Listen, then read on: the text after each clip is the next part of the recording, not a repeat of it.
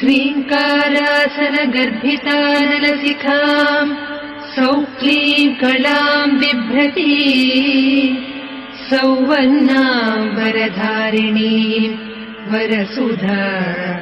धौताम् त्रिनेत्रोज्ज्वलाम् वन्दे पुस्तकपाशमङ्कुशधराम् स्रग्भूषितामुज्ज्वलाम् त्वाम् गौरीम् त्रिपुराम् परात्परकलाम् श्रीचक्रसञ्चारिणीम्